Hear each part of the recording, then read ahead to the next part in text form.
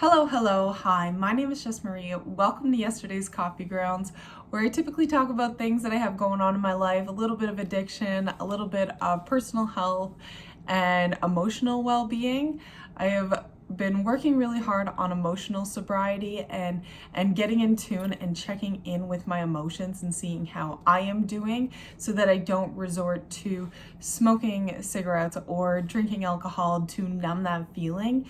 And I've had to do a little bit of counseling and I guess therapy in a sense of digging into my past of who was I to be the person that I am today. And I've done reflection and I've been journaling since 2017 and it's 2024 now. So I have so many books of information of myself and putting in that little bit of work every single day, just jotting down thoughts. I read this book, it's called The Artist's Way, and it's a 12-week kind of program type thing where people who are artists have, if they have some kind of blockage, trying to overcome that, whether it's writer's block or a lull in your artist period, and you don't feel the creativity juices flowing, the creative juices flowing, if you will. And in the beginning of the book, there was 2 non-negotiables. Every week there was kind of a different task, a different assignment. But the non-negotiables were every day, set a timer for 10 minutes and write. First thing in the morning, just get thoughts flowing, it's non-judgmental. So it doesn't have to be about dreams. It doesn't have to be about expectations of the day. It can be about anything that's just coming into your mind to get your thought pattern flowing. And I'm like, nice, I already do this. I already bring my journal so many places. Not as much now that I have leave on because my journal was getting destroyed at the time because it would be in the diaper bag. I used to just bring my journal when I was waiting for the bus, or I had 5-10 minutes at the doctor's office, whatever it was. I love just having my journal and writing, or 10 minutes at my break during work. I would write and just write about whatever inspired me in that moment. So I was like, nice, do that every morning for 10 minutes.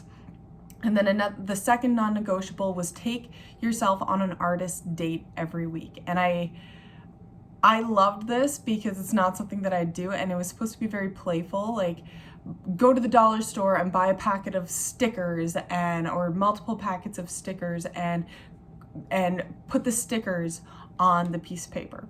So now I find that I'm doing that with my son, where we create art all the time, and it's something that he and I do together, and it's just a really special bonding period for the two of us because he has things that he does with his dad, like they play hockey or like we do have band practice, and which is fun and everything, but I love spending that time with my son and being creative and having that flow.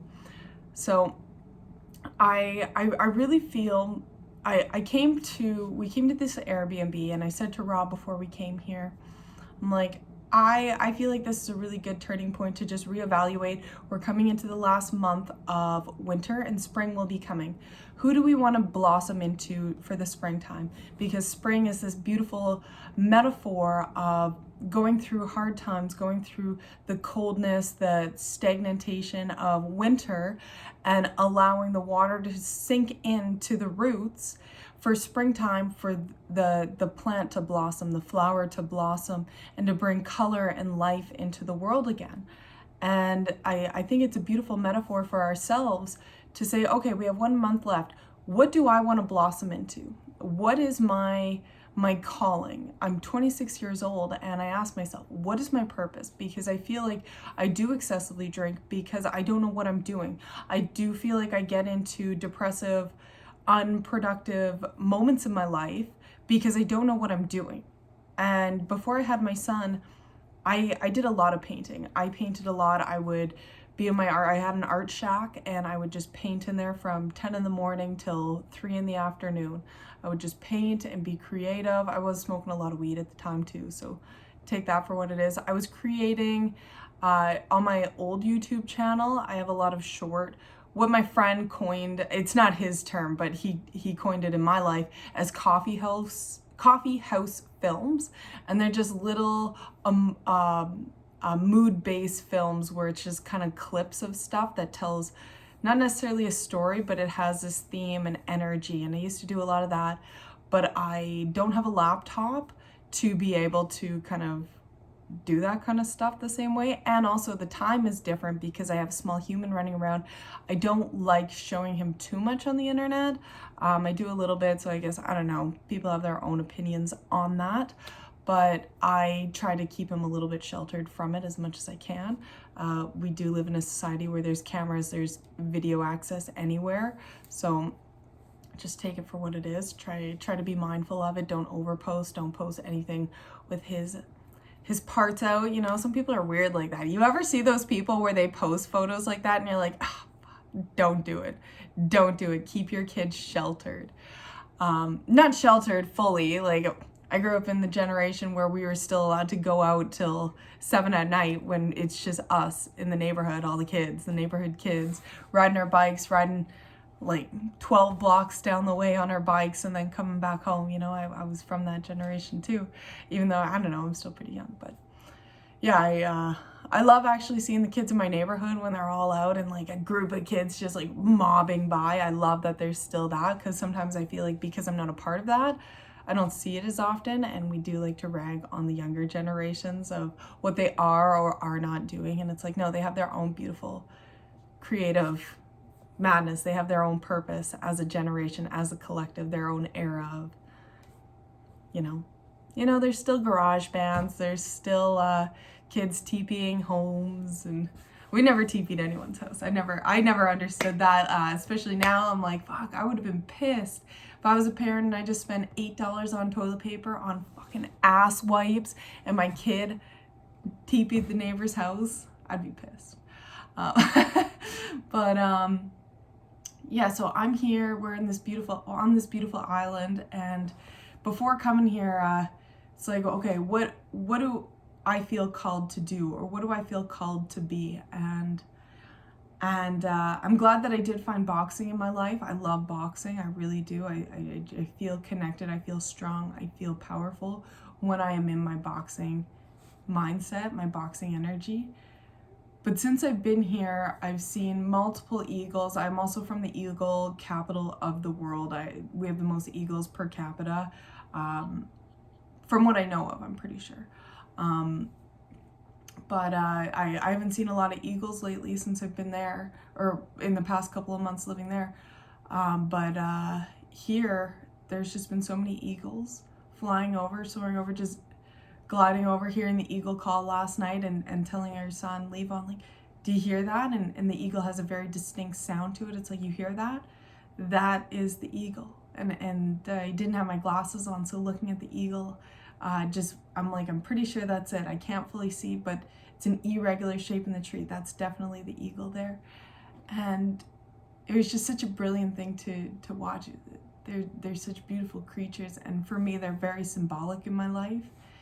And I keep hearing in my head, you're an artist, be that artist. And I'm asking, what kind of art? I have many mediums of art. What kind of art? You will know. And it's like, that's so annoying. It's like, I ask a question, they give the answer, spirit gives me the answer.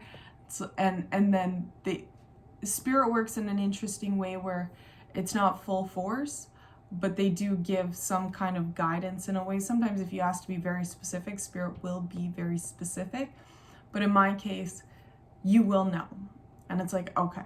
So that just means I need to dip my feet in, and if I hear this calling, and sometimes it's like, I don't want to commit to art right now because it's so much with a toddler around, because the kind of art that I do, I work with the elements of the earth typically. So there's lots of pieces around, and I got to be very mindful because I can't have my son muddling around with all that stuff. Sometimes there's sharp pieces and things like that. Or I work with like little garbage or like things that I find in the earth elements, while being respectful as well. That's important. If you are going to be working with elements of the earth in any capacity, you got to be respectful of what you're taking from the earth, and also giving back to the earth. It's a whole spiritual process for me. I also, right before I left, I had this beautiful connection with a customer at work, and I'm not sure fully how it started. Oh, I was drinking tea, and he was like, oh, what are you drinking there? And I was like, turmeric and ashwagandha. And he's like, no. And I was like, yeah. And he started talking to me. He's like, you're a medicine woman. You need to follow this calling of working with herbs. And I'm like, what are you talking about? And he's like, I sense this about you. He's like, maybe it's the red hair. And he started giving me a bunch of information about different herbs. And he's like, you need to go out right now. Not right then in that moment because I was working, but he's like, during this last month of winter and start foraging. You need to do this. And this was a direct calling. Whether you want to say it is or isn't, that doesn't matter to me because it's my life. And when I ask a question to spirit or to creator or just a question in life or write in my journal, life gives, and that could be God.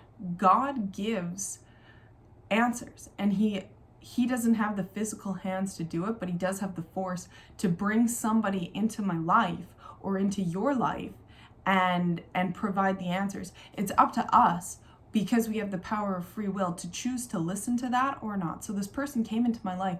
He's giving me so much information about herbs, and he's like, I don't even know you, and he put his hands out. And when he put his hands out like this, I also put my hands out like that. And he's like, oh.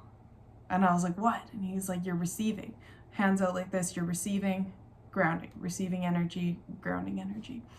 And he's like, that even like just him putting his hand out and just that full-on act, that non-verbal motion. And it was just a really interesting thing to hear that. And then to come here and it's like, you are an artist. So it's given me a lot to think about because I've asked this question, what is my purpose? I don't feel like I have purpose and I need purpose in my life. And we all do. I believe every person, there is some kind of calling, there is some reason you're here, and it's up to us to find it and discover it. And that's where joy and happiness come from, is putting things into the world and being an active member in society, and also being an active member in our own vessel and taking care of our own vessel and our own spirit and our own emotional well-being. But being a part of that community as this individual, being a part of community and giving back and receiving. It's this whole ebb and flow, and I haven't had that ebb and flow in quite some time. And this past couple of days have really answered that question for me. What is my purpose? I had a gentleman come in and tell me straight up what my purpose is. And I come to this beautiful spot that we came here last year, same spot too. Come here and just hear it as I'm listening to the birds. That's all it was, is I was just taking a moment listening to the birds, and it's like, you are an artist. And it's like, it makes me feel that. And yeah, even you can see I even got paint on me. So yeah, it's a lot to think about. So that is what I'm currently thinking about in my redheaded brain. But if you made it this far, thank you so much for watching. I'll show you the view before we go. Look how gorgeous that is outside. I don't know how well. Focus. Yeah, I've just been watching the birds dance back and forth. But if you made it this far, thank you so much for watching. Not to tell you what to do, but I hope you have a beautiful day wherever you are in the world. My name is Jess Marie. Bye.